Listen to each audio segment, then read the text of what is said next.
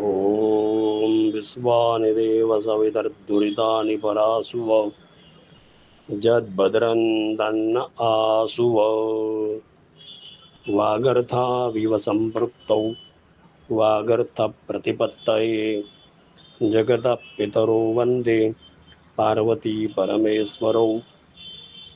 शिवमहिम्न स्तोत्र विषये अधिकिंचित् वक्तुकामोऽस्मि। शिवमहिम्न स्तोत्रस्य रचना कथं जाता, केन कृता इति प्रश्ने जाते सति उच्यते यत् यक्षाधिपति कुबेरस्य एकः सेवकः आसीत्, पुष्पदन्त नाम्ना यक्षः। कुबेरस्य प्रतिदिनं शिवपूजनं करणीयम् इति तु नियमः आसीत्। अत एव पुष्पदन्तस्य गन्धर्वस्य नियुक्तिः कृता यत् त्वया प्रतिदिनं प्रफुल्लितं सुगन्धियुक्तं पुष्पम् आनेतव्यं मम शिवपूजार्थं। केन उक्तं? तर्हि कुबेरेण उक्तं। सेवायां नियुक्तः अयं गन्धर्वराजः पुष्पदन्तः। अयं प्रतिदिनं स्वकीय स्वामी कृते, कुबेरस्य कृते शिवपूजा करणार्थं नवीनं सुगन्धियुक्तं पुष्पम् आनीय समर्प्यते। रात्रौ एव गत्वा एकस्य राज्ञः उद्याने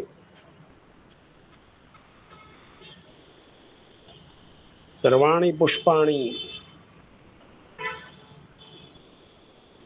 गृहीत्वा अयं प्रातःकाले समागच्छति स्म। एतदर्थम् उद्याने पुष्पाणां न्यूनता जाता। अत एव उद्यानपालैः राज्ञः समीपे गत्वा उक्तं यत् महाराज, अस्माकम् उद्याने पुष्पाणां चौर्यं भवति, न ज्ञायते। अर्धरात्र्यानन्तरं कोऽपि आगच्छति, सर्वाणि पुष्पाणि विकसितानि सङ्गृह्य गच्छन्ति, किन्तु तस्य दर्शनं न भवति। कः आगच्छति, कदा आगच्छति, कदा निर्गच्छति इति ज्ञानं न भवति। अत एव राज्ञा बहवः रक्षापुरुषाः तत्र उद्याने स्थापिताः। तथापि कथं पुष्पाणां न्यूनता भवति इति तु ज्ञानं न जातम्। अधुना किं कर्तव्यं? राज्ञा विचारितं, कोऽपि देवीशक्तियुक्तः मानवः स्यात्, अस्माकं चर्मचक्षुद्वारा तस्य दर्शनं न भवति। पुष्पाणां तु चौर्यं पूजार्थम् एव सः करिष्यति, सः करोति। अत एव एवं कुरु, भगवतः शिवस्य उपरि निर्माल्यानि यानि पुष्पाणि, यानि बिल्वदलानि सन्ति तानि सर्वाणि निर्माल्य रूपेण तत्र उद्याने सर्वाणि पुष्पाणि बिल्वदलानि स्थापनीयानि। प्रसारितव्यानि।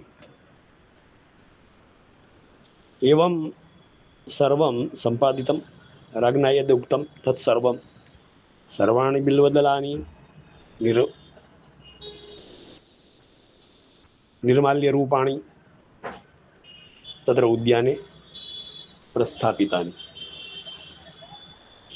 प्रसारितानि। रात्रौ अर्धरात्रानन्तरं रात्र्यानन्तरं पुष्पदन्तस्तु समागतः। पुष्पदन्तस्य गन्धर्वराजस्य सविधे एका शक्तिः आसीत्, तिरोधानशक्तिः। तत् तिरोधानो भूत्वा वयम् उद्याने प्रविष्टः। नियमानुसारेण सर्वाणि पुष्पाणि गृहीतानि, किन्तु तस्य पादः शिवनिर्माल्यस्योपरि पतितम्। अत एव तिरोधानस्य या शक्तिः आसीत् सा शक्तिः नष्टा। एवम् अधुना उड्डयनार्थं तेन यत्नः कृतः, उड्डयनशक्तिरपि निर्गता। सः दुःखी अभूत्। मनसि चिन्तितम्, अधुना मम स्वामी कुबेरस्य सविधे पुष्पं गृहीत्वा न गम्यते चेत् तदा सः क्रोधयुक्तो भविष्यति, शिवपूजने बाधा भविष्यति। अधुना तु शिव एव शरणं मम इति विचिन्त्य अनेन पुष्पदन्तेन शिवस्य स्तुतिः आरब्धा। सा एव स्तुतिः शिवमहिम्नस्तोत्ररूपेण प्रसिद्धा जाता। शिवस्तु स्तुत्या प्रसन्नः। तिरोधानशक्तिः उड्डयनशक्तिः च प्रदत्ता। शीघ्रमेव सर्वाणि पुष्पाणि गृहीत्वा अयं पुष्पदन्तः गन्धर्वराजः तत्र कुबेरस्य सविधे समागतः। सर्वाणि पुष्पाणि समर्पितानि शिवपूजार्थम्। तादृशी बहु योग्या समीचीना इयं स्तुतिः वर्तते। पुष्पदन्तेन स्वकीयमुखात् इयं स्तुतिः कृता वर्तते। अधुना अस्माकं गुर्जरप्रदेशे श्रावणमासः प्रचलति। एतदर्थं मया विचार्यते यत् प्रतिदिनं शिवमहिम्नस्तोत्रस्य उपरि भवतु नाम एकः वा द्वित्राः पञ्चपरिमिताः श्लोकाः वक्तव्याः। अन्वयव्याख्यादीनां सर्वं कर्तव्यं। तेन कारणेन अस्माकं शिवपूजा अपि भविष्यति, वाङ्मयी पूजा अपि भविष्यति इति विचिन्त्य अहं यत्नं करोमि यथा स्यात् तथा यथाशक्ति शिवमहिम्नस्तोत्रस्य यथा स्यात् तथा अन्वयव्याख्यादीनां कर्तव्यम्। प्रारभ्यते मया। श्रीपुष्पदन्त उवाच महिम्नः पारन्ते परमविदुषो यद्य सदृशी स्तुतिर्ब्रह्मादीनामपि तदवसन्नास्त्वयि गिरौ तथा वाच्यः सर्व स्वमति परिणामावधिगृह्णन् ममाप्येषस्तोत्रे हर निरपवाद परिकर। प्रथम श्लोकोऽयं वर्तते। पुष्पदन्त उवाच। पुष्पदन्तः शिवस्तुति कर्तुम् उद्युक्तः। प्रागेव अनेन पुष्पदन्तेन उक्तं यत् हे हर इति संबोधनम्। यदि ते परम महिम्नः पारम अविदुषः स्तुतिः असदृशी। अर्थात हे शिवः, तव महिमा तो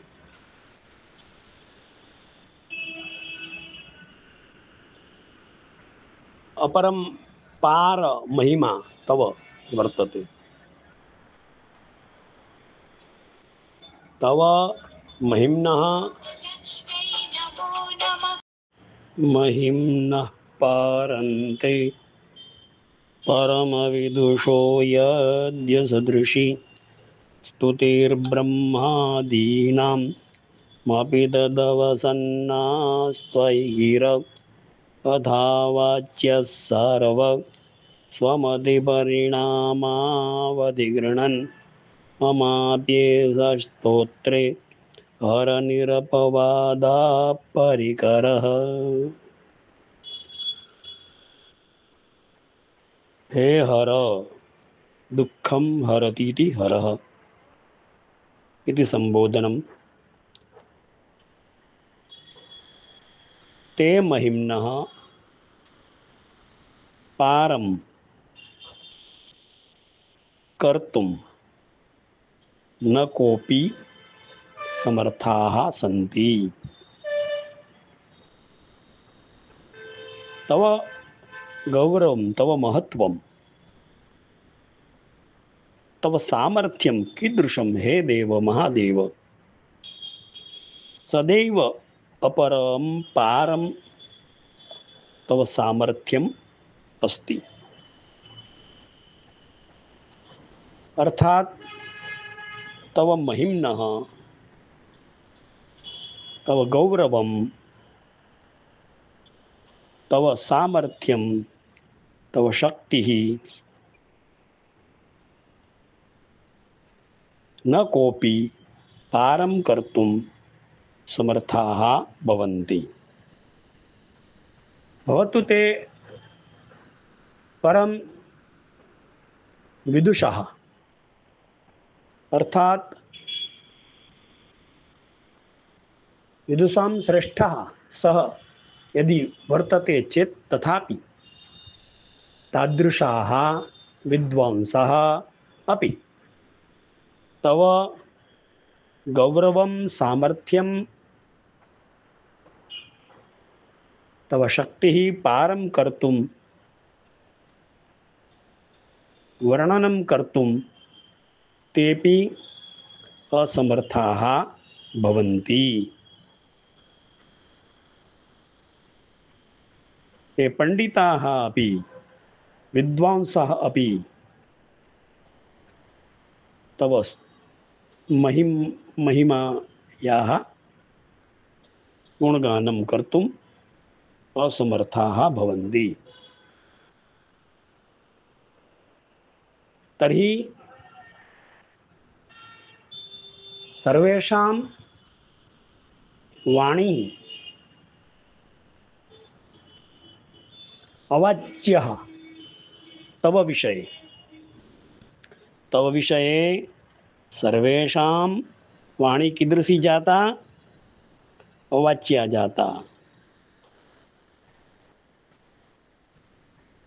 असदृशी जाता स्तुतिः। तव भवतः महिमायाः गुणगानं कर्तुं सर्वेपि असमर्थाः भवन्ति इति। ब्रह्मादीनाम् अपि स्तुतिर्ब्रह्मादीनाम्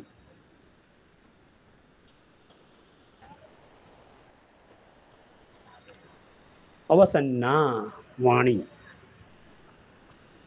तेषां ब्रह्मणः अपि स्तुतिः अवसन्ना। अवसन्ना अर्थात परिपूर्णा तव विषय न जाता।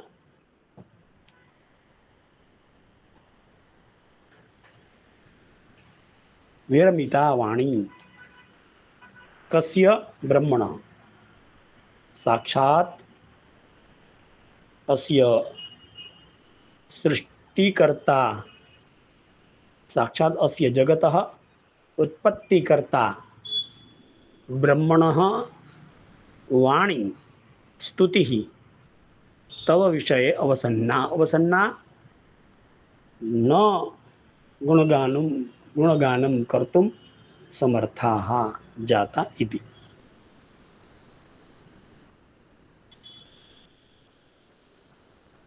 तर्हि किं सर्वम् अवाच्यः? किन्तु अधुना किं कर्तव्यं? स्वमतिपरिणामावधिगृह्णन्।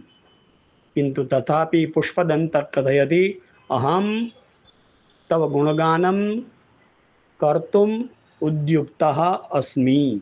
कारणं भवतु नाम विद्वांसः अपि तव गुणगानं कर्तुम् असमर्थाः जाताः। एवं सृष्टिकर्ता स्वयं ब्रह्मापि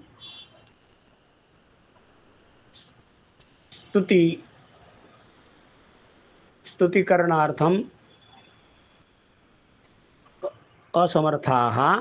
तथापि अहं पुष्पदन्तः तव गुणगानं कर्तुम् उद्युक्तः। कारणं किं? स्वमतिपरिणामावधिगृह्णन्। भवतु नाम सर्वैः स्वमति अनुसारं सर्वैः प्रयत्नः यत्नः करणीयः एव। अतएव अहं सामान्य अल्पबुद्धियुक्तोऽहं पुष्पदन्तः अथ सर्वः अवाच्यः। अधुना अवाच्यः सर्वः, तथापि अहं भवतां गुणगानं कर्तुम् इच्छामि। कारणं मम या मति मम मतेः या क्षमता तदनुसारेण अहं तव गुणगानं कर्तुम् उद्युक्तः। अहं तव गुणगानं कर्तुम् अस्य स्तोत्रस्य रचनां करोमि। मम अपि एषः स्तोत्रे अस्मिन् मम महिम्न शिवमहिम्न स्तोत्रे निरपवाद परिकरः मम परिश्रमः निरपवादं कुरु। कारणं किं? सर्वैः स्वयत्नद्वारा परिश्रमः कर्तव्यः एव। यथा गरुड वर्तते, तारक्ष्यः वर्तते, सः स्वशक्त्यानुसारम् उड्डयनं कर्तुं समर्थः। लघु चटका वर्तते, स्वशक्ति अनुसारेण उड्डयनं कर्तुं शक्यते।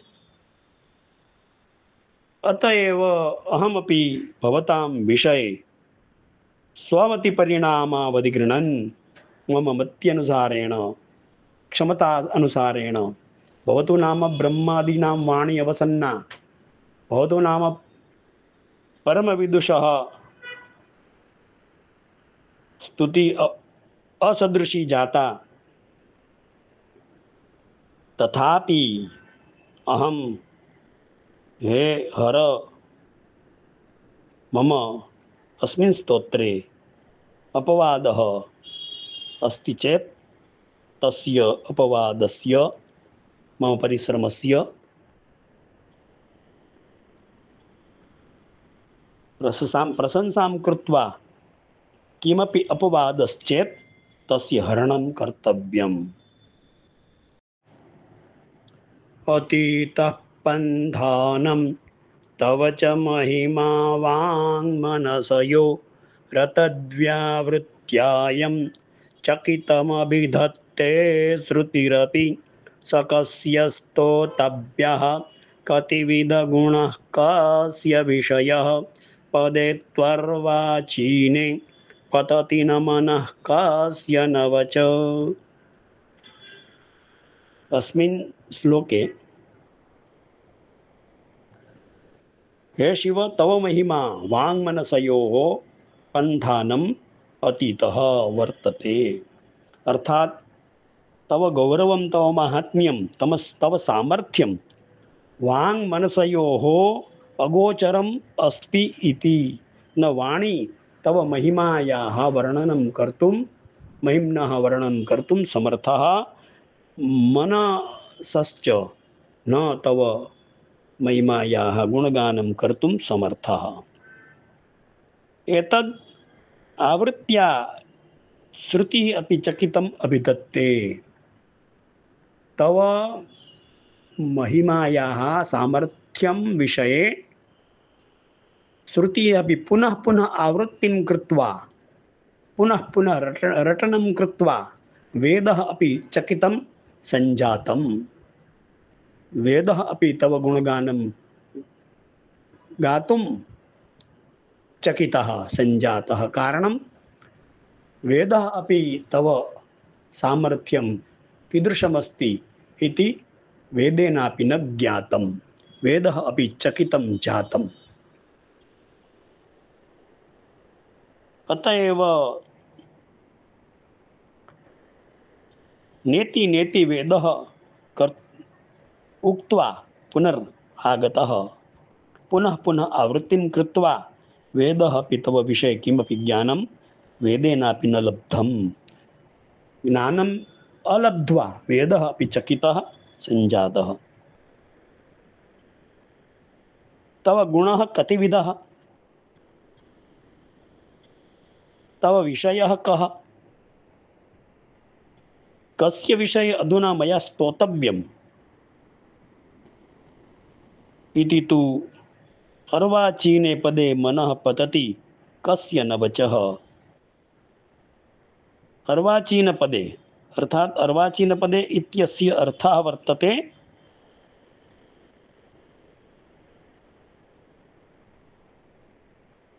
भवताम् अतीव दुर्लभं यत् पदं तस्मिन् पदे मनः कस्य न पतति। कस्य मानवस्य मनः भवतां चरणयोः अर्वाचीनपदे न पतति। कस्य वचः न पतति। तव विषये दुर्लभ अत्यन्तम् अर्वाचीनपदे तव विषये कस्य मनः कस्य वचः न पतति। अर्थात सर्वेषां मानवानां मनः वचः तव अत्युत्तम पदे अर्वाचीन पदे सर्वेषां मनः पतति हे शिवः, एवं वचः अपि सर्वेषां मानवानां पतति इति। मधुस्फीता वाचः परममृतं निर्मितवतां स्तव ब्रह्मन् किं वा गपिसुरगुरोर्विस्मयपदं मम त्वेतां वाणीं गुणकथनपुण्येन भवत पुनामीत्यर्थेऽस्मिन् पुरमदनबुद्धिर्व्यवसिता। अधुना पुष्पदन्तः कथयति एतादृशः तव गौरवम् एतादृशः तव माहात्म्यं हे शिव वर्तते न कोऽपि समर्थः। ब्रह्मन् अत्र हे ब्रह्मन् इति संबोधनं। हे ब्रह्मन् शिवविषये तव मधुस्फीता वाचः निर्मितवतां परम अमृतम तादृशी वाणी मधुस्फीता, अर्थात मधुस्फीता मधु सदृशी अत्यंतम मिष्ट सुगंधियुक्ता अत्यंतम मिष्टा वाणी वाचः अपि परमम अमृतम निर्मितवतः। तादृशी परम अमृत तुल्या वाणी अपि अत्र शिवस्य गुणगानं कर्तुं न समर्था जाता।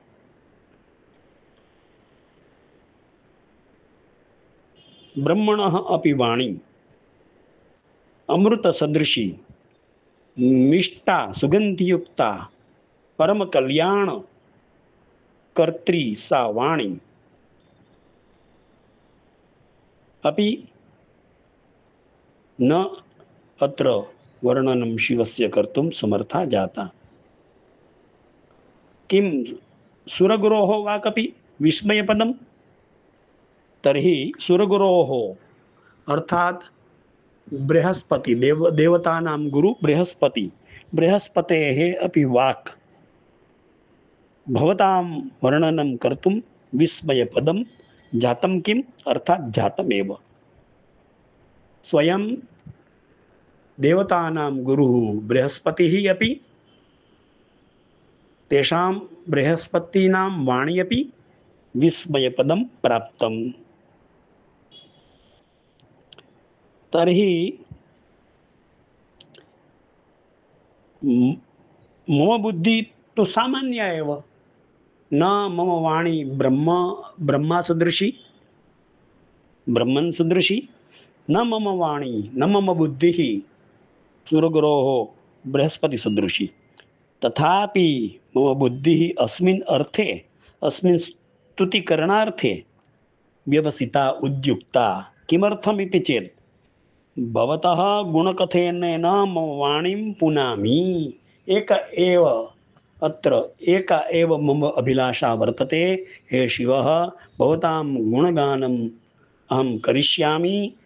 न मम वाणी ब्रह्मणः सदृशी, न मम बुद्धिः बृहस्पति सदृशी, किन्तु मम वाणी पवित्रकरणार्थम् एव अहं भवतां गुणगानं गुणकथन पुण्ययुक्ता मम वाणी अहं प्रयुज्यामि। मम वाणी पवित्रकरणार्थम् अहं भवतां गुणगानं कर्तुम् उद्युक्तः अस्मि। तवैश्वर्यं यत्तत् जगदुदयरक्षा प्रलयकृत् त्रयीवस्तुं व्यस्तं तिसृषु गुणभिन्नाषु तनुषु अभव्यानामस्मिन् वरदरमणीयामरमणिं विहन्तुं व्याक्रोशिं विदधत इहैके जडधियः। हे वरद, हे वरदान दातुं समर्थः शिवः, भवताम् ऐश्वर्यं कीदृशमस्ति? तर्हि तवैश्वर्यं यत् तत् जगद उदय रक्षा प्रलयकृत्, अर्थात तव ऐश्वर्येणैव अस्य जगतः उदयो भवति, रक्षा भवति एवं प्रलयोपि भवति। एवं त्रयी वस्तुं व्यस्तं त्रिषु गुणभिन्नाषु तनुषु।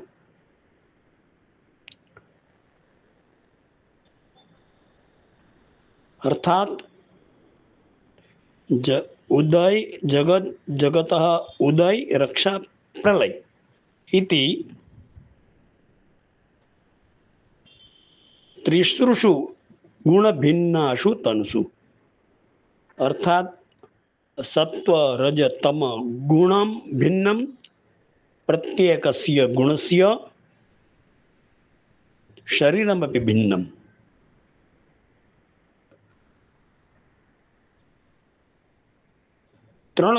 त्रिगुणयुक्तो युक्तः भवतां स्वरूपमस्ति। त्रिदेहे विभक्तमस्ति, अर्थात ब्रह्मा विष्णु महेश रूपः त्वमेव असि। और वा तव ऐश्वर्यं वेदत्रय रूपमस्ति, अथवा तव ऐश्वर्यं त्रिगुणयुक्तमस्ति। ब्रह्म विष्णु महेश सत्वरजतम युक्तम तव ऐश्वर्यम अस्ति। किंतु अभव्यानाम, ये अभव्याः जनाः सन्ति, ये बुद्धि रहिताः ये मानवाः सन्ति,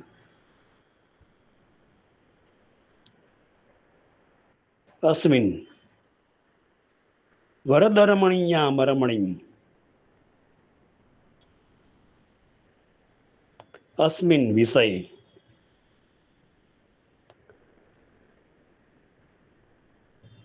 रमणीयाम अमरमणिम अरमणिम, अर्थात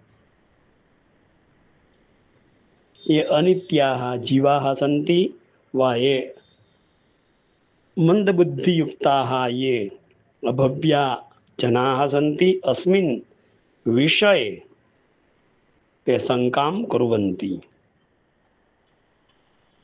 रमणीया अरमणीम, अर्थात भगवान शिवः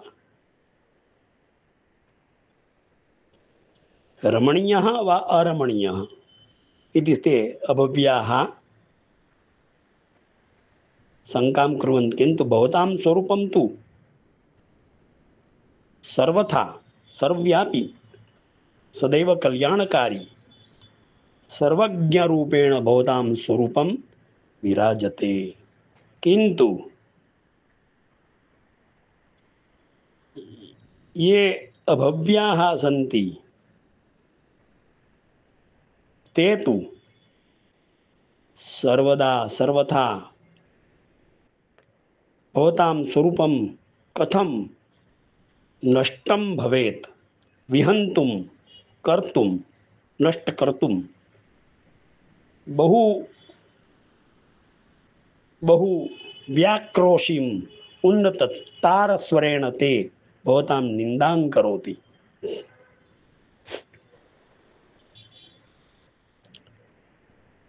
किन्तु ते सर्वे कीदृशाः सन्ति? इह एके जडदियः, ते सर्वे अस्मिन् जगति जडदियः मूर्ख बुद्धियुक्ताः जडबुद्धियुक्ताः जनाः सन्ति, ये तव ऐश्वर्यं न जानन्ति, एवं तव विषये किमपि व्याक्रोशिम् अर्थात तारस्वरेण भवतां निन्दां ये कुर्वन्ति, ते सर्वे अस्मिन् जगति जडदियाः सन्ति। किमिह किङ्कायः स खलु किमुपायस्त्रिभुवनं, किमाधारो धाता सृजति किमुपादान इति च अतर्क्येश्वर्ये त्वयि यनवसरदुस्थो हतधिय कुतर्कोऽयं कांश्चिन् मुखरयति मोहाय जगतः।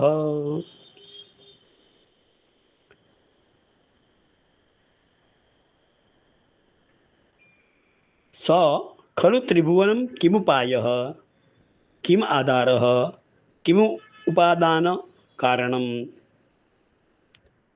इति सर्वे तर्कयन्ति।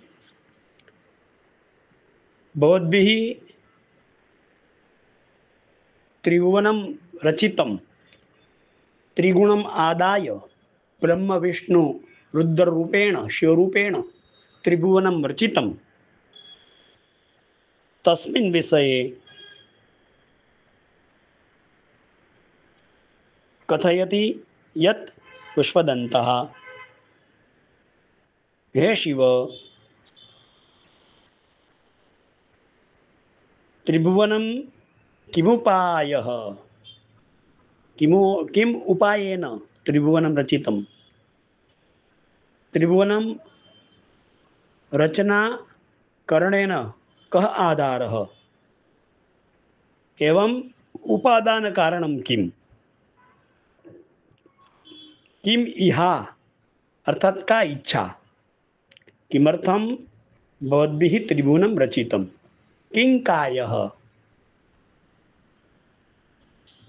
धाता सृजति त्वयि अतर्के ऐश्वर्ये त्वमेव सर्वेषां सर्जनं त्वया एव जातं।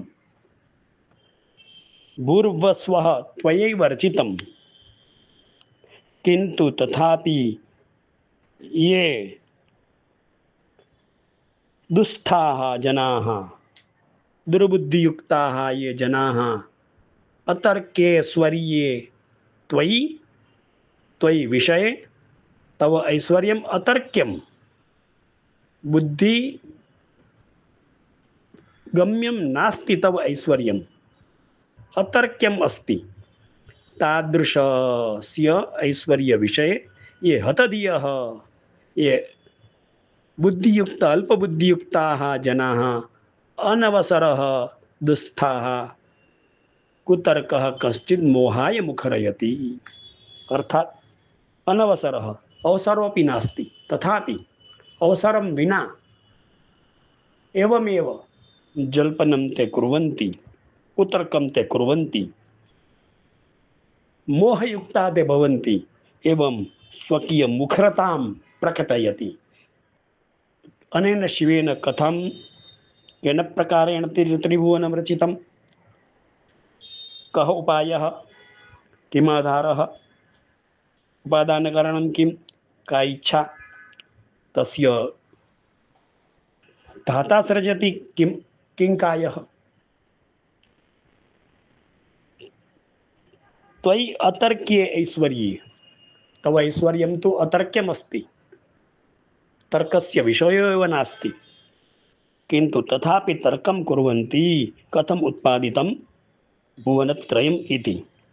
तादृशाः कीदृशाः ये जनाः? तर्हि हतधियः, अवसरं विना ते दुष्टाः, कुतर्कं कुर्वन्ति, एवं मोहयुक्ताः भवन्ति, एवं मोहयुक्तां भूत्वा स्वकीयवाणी मुखरयति, अर्थात ते जल्पनम् एवमेव कुर्वन्ति।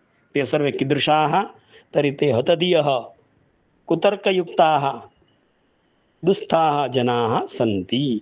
ते तव विषये मोहयुक्ताः भवन्ति। एवं किमर्थं भगवता शिवेन केन प्रकारेण इदं भुवनत्रयं रचितम् इति ते मोहयुक्ताः भवन्ति। अस्मिन् विषये अतर्क्य ऐश्वर्य विषये, तव ऐश्वर्य विषये, अतर्क्य ऐश्वर्य विषये मोहयुक्ताः भवन्ति, मुखरिताः भवन्ति।